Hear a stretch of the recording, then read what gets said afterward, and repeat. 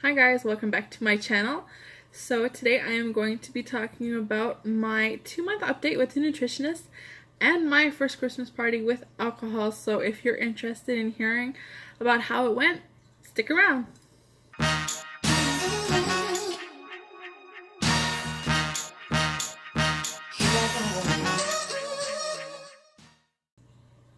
So thanks for coming back. I'm just going to take a sip of tea because tea is life.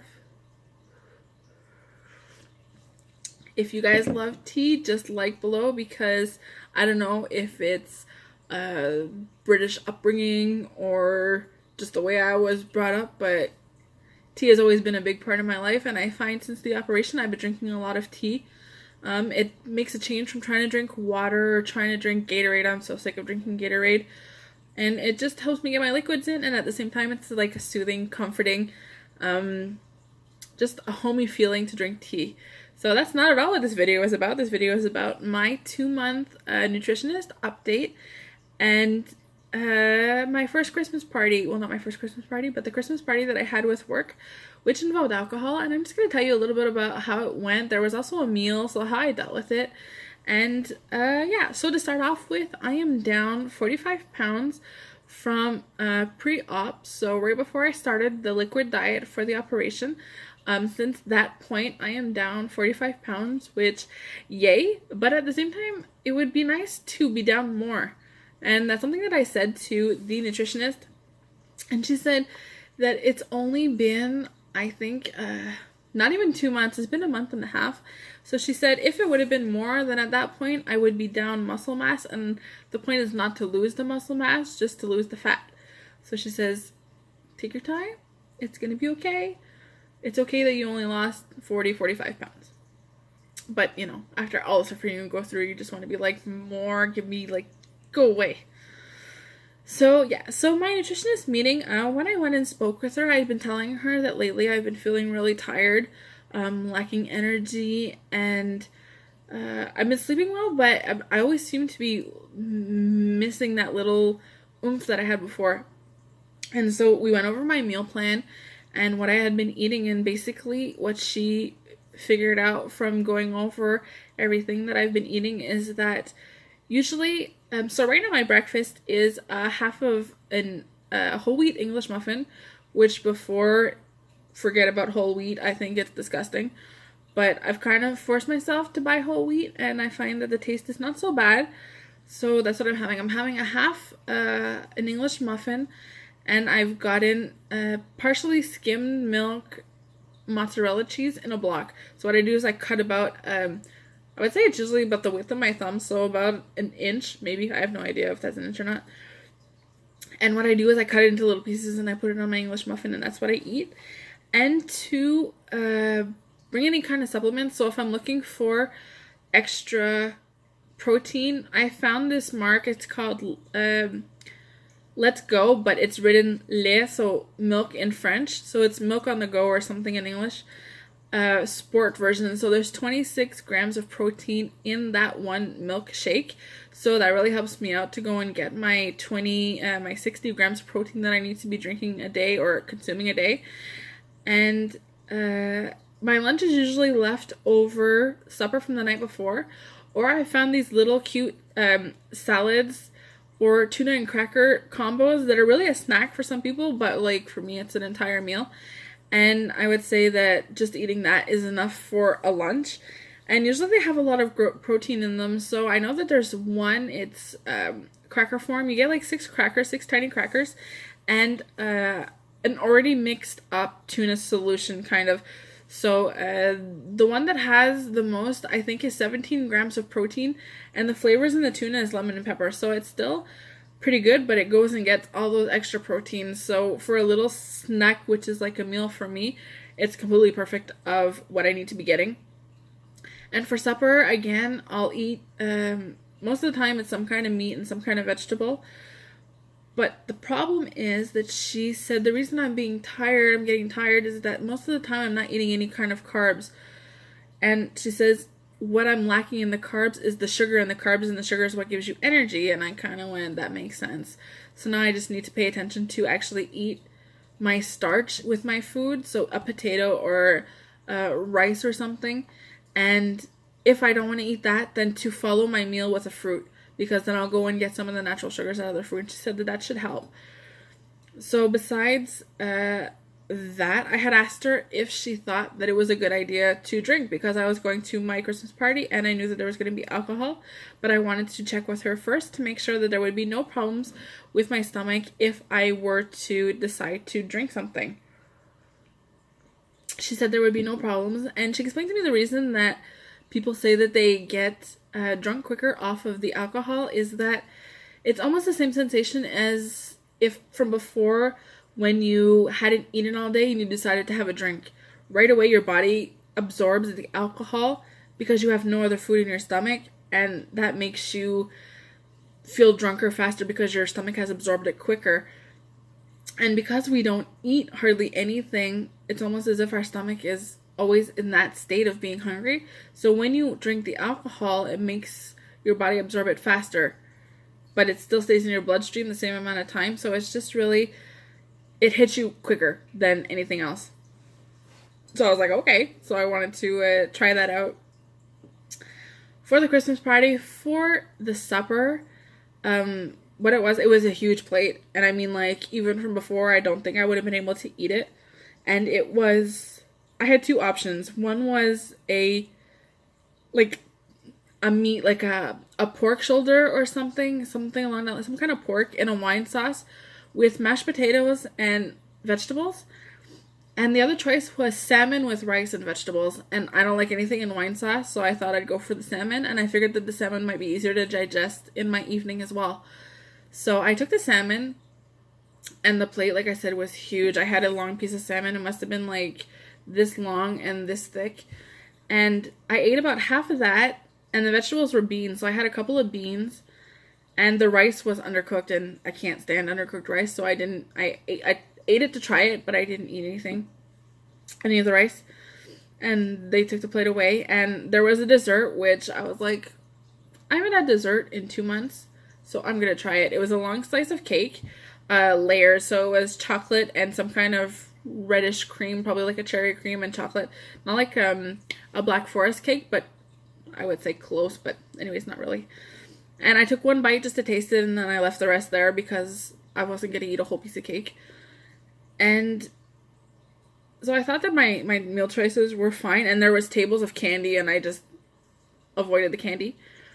And then I tried the alcohol. At my party, there was free wine to start with, so there was people constantly walking around filling up 2 glasses of wine. I had 1 glass of wine. Well, I didn't have the 1 glass of wine, but I had 1 glass of wine that was filled up once. The people were constantly passing by, but I only took a couple of sips, and I didn't actually drink the wine. I'm not a huge wine drinker, even beforehand to begin with, so I didn't really like it. So I took a couple of sips, but it wasn't enough even for me to feel anything.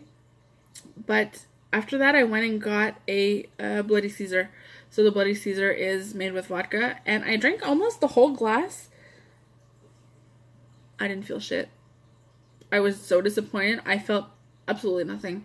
I was fine. I felt like as if I had drank a glass of like tomato juice. I don't know how much alcohol was in there. Maybe there wasn't a lot, and I drank it over a little bit of time, but enough that if I was supposed to have reacted as much as I was going to react, that I thought there was going to be more than that, but I felt nothing. I was kind of disappointed, and I thought it was going to be like, bang, hit me, and I was going to be on my ass, but nothing. I felt absolutely nothing. I was very disappointed. And just another thing that I wanted to share is that even though I've lost some weight since the operation is physical. It's not an operation that's done mentally. So your self-perception, well, for me anyways, hasn't changed. So I still feel like I'm going to say it, and it's not okay, but this is my self-perception, this is my self-esteem, this is the way that I see myself, which is not a healthy vision. Something I need to work on. Be the first to admit it. But I still feel like the fat piece of crap that everyone's looking at going, ew, look at her. even if you try your best, if you did your hair and your makeup and you felt good and you're wearing a dress, and my dress was relatively form-fitting, I still feel like a piece of shit. And even the next day, I spent all day feeling like a piece of shit. Like, you've gone through all of this, you've suffered for like 2 months, and you haven't changed. So I know that it's not the right way to think. I know that I need to think better of myself, and it'll probably help my entire image and the image that I project to others.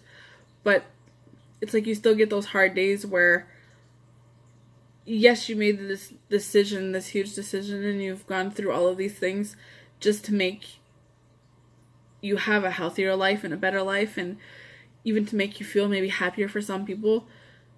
But you still get those days where that self-loathing is just unbelievable. So I spent the next day feeling pretty sorry for myself and telling myself I was very negative, telling myself I was worthless and I was a piece of crap, and that I'm never going to get to my goal weight and you're just going to stay fat forever, and just wait, you'll see, you'll gain your weight back. And like really negative thoughts constantly, nonstop, just telling myself negative things.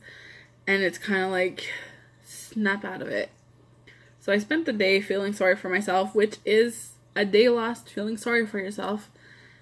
And then the next day it was like, all right, you're probably just tired. You probably just were stressed out because you knew you had the party coming, and you knew that you would have to go through like eating in front of a whole bunch of people. And where I work, in my team, almost everyone knows what I did. So I always feel like people are looking at me, judging me. Oh, look how much she's eating. Look how much she didn't eat. Or look if she eats slowly. Or, oh my God, she ate that really. I always think that people are talking about me or thinking bad things about me. I should probably get some help.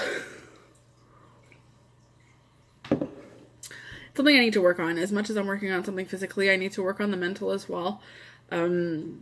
Be positive, be nice to myself. Those are all little things that need to be worked on. So it's just something that I wanted to share, because I'm sure that there are other people out there who are like that as well, who attack themselves even though they don't have reason to.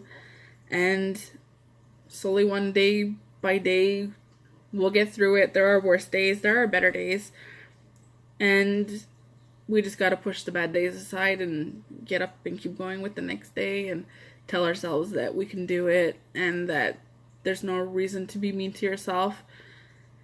And I mean, you have to be your number one fan, so stop being negative. Stop, I don't want to say discriminating myself, because it's not discrimination, but like stop the self-loathing. Just like move on, get over it. Be proud of the little things that you can think to be proud of. I mean, 45 pounds is a lot to lose in a month and a half. Be proud of that. Be proud of the little accomplishments. Yes, you went to a party. Yes, look, you managed to eat a meal with other people, and you didn't look like some weird thing that had to choose their food like a million times. You looked normal. You looked fine. Other people said you look good. Stick on the positive things instead of sticking on every little negative thing that you can think of to attack yourself with. So yeah, I just wanted to share that, because other people I know go through those things, and together, help from other friends can help us get through it. So just share that. And also, I'm curious, other people who have tried the alcohol, as in the alcohol, other people who have drank for the first time after their operation, did the alcohol hit you quickly? For me, like I said, I had no effect, so that was disappointing. But I'm curious, did it hit you quickly? Did it go away quickly? What did you drink to have maybe a bigger impact? Like I said, what I drank was vodka. Well, Bloody Caesar had vodka in it, so I don't know why I didn't have any kind of reaction. So let me know what your first drink was. Let me know if you, how you felt maybe the first time you went to maybe a party or the restaurant with family or friends. Did you feel like you were the center of attention because everyone was watching what you would eat, or not? Because I'm strange. And yeah, so just tell me about your experiences. How are you passing your Christmas? Are you getting together with family, and are you going to be having some big meals? This year, usually every year I plan out a Christmas, and I have some of my family come over. But this year I told myself the operation is too fresh, and what's the point of making a huge meal if I'm not going to be able to eat it? I would have like a bite or two and then that would stop. So I told myself this year, skip on the Christmas. Maybe next year we'll look into it. But how did you guys get through your first Christmas or first holiday after your operation that you celebrated? Let me know. I'm interested to read your comments below. If you want to keep following my story, you can subscribe because I'll try and bring out my videos relatively regularly. And if you like my video, like. And if you don't, well then move on. That's okay. Just don't click the unlike because, you know, being mean sucks. Thanks for joining me, and I hope you come back next time. And tea. Bye, guys.